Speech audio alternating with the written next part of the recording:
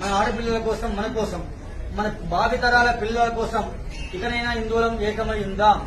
ఎందుకంటే 500 సంవత్సరాలు పోరాటగానే అయోధ్య రాలేదు.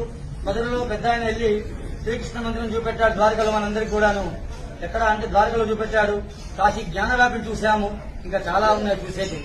మన సాంప్రదాయాలు, సనాతన ధర్మాన్ని కాపాడే వాళ్ళకి మీ అమూల్యమైన సమయం వెచ్చించండి.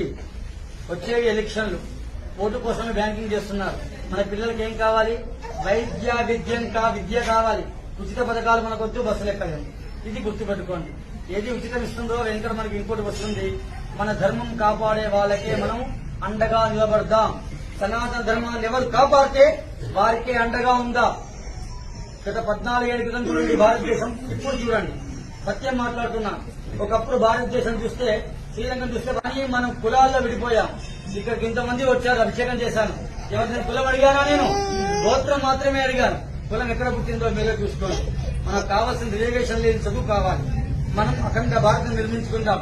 ప్రపంచ స్థాయిలోనే భారతదేశానికి కర్మభూమిగా, వేద భూమిగా గుర్తింపు ఉన్నది. దీన్ని మనందరం కాపాడుకుందాం.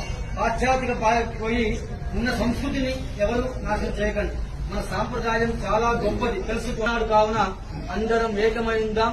గుడికి వచ్చేటప్పుడు సాంప్రదాయ దుస్తులు వద్దాం. ధర్మాన్ని కాపాడదాం. మన